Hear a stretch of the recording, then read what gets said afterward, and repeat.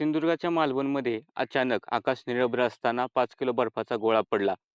हे नक्की काय झालं?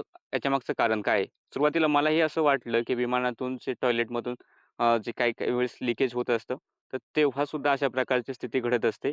पण तेव्हा तो रंग असतो बर्फाचा तो थोडासा निळा असतो कारण त्याच्यामध्ये जंतुनाशके वापरलेले असतात. पण हा जो गोळा आहे, तो संपूर्णतः पांढरा दिसतोय.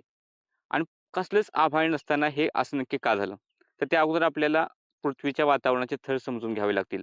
सर्वात खालचा थर असतो तपांबर, त्याला ट्रोपोस्फिअर म्हणतात आणि याच तपांबरामध्ये हवामान बदल किंवा हवामानाच्या काही विविध घटना असतात, त्या घडत असतात. म्हणजे ढग निर्मिती होणे, पाऊस पडणे, विजा याच स्तरामध्ये जास्त करून होत असतात.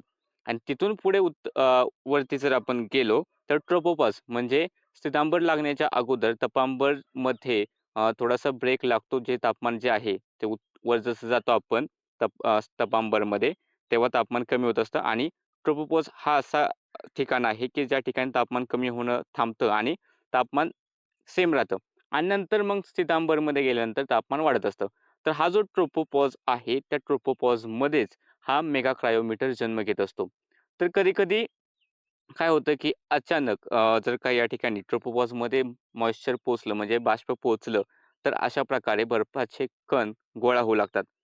आणि बर्फ का होतो? तर ते अतिशय उंचावरती आहे. तापमान खूप कमी असतं. सांगितलं की तपांबरमध्ये आपण जसं-जसं वर जाऊ, तसं तापमान कमी होत असतं. तर तपांबरचा जो ट्रोपोपॉज आहे, त्याच्यावरती थोडासा जो भाग आहे, त्या ठिकाणी सुद्धा तापमान कमी असतं आणि त्यामुळेच जे काही बाष्प त्या ठिकाणी पोहोचलं, तर त्याचे असे गोळे तयार होतात. आणि हे जे गोळे आहेत, तर ते जसं आपली गार कशी गारपिटीमध्ये जे काही गारा पडतात, त्या कशा एकावर एक पडदे घेऊन मोठे होत असते, तर तशी स्थिती या ठिकाणी होत असते.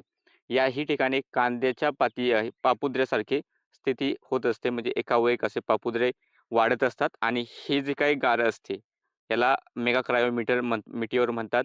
हा मोठा-मोठा होत जातो आणि ही घटना एकदम आकाश निरभ्र असताना सुद्धा होऊ शकते आणि हाच जो काही गोळा आहे, तोच खाली पडलेला आहे.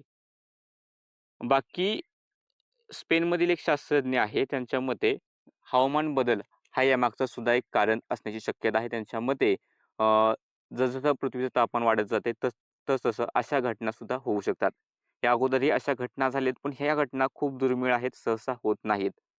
व्हिडिओ आवडला असेल तर लाईक करा. चॅनलवरती नवीन असाल तर सबस्क्राईब करा. Facebook पेजवर पाहत असाल तर पेजला फॉलो करा.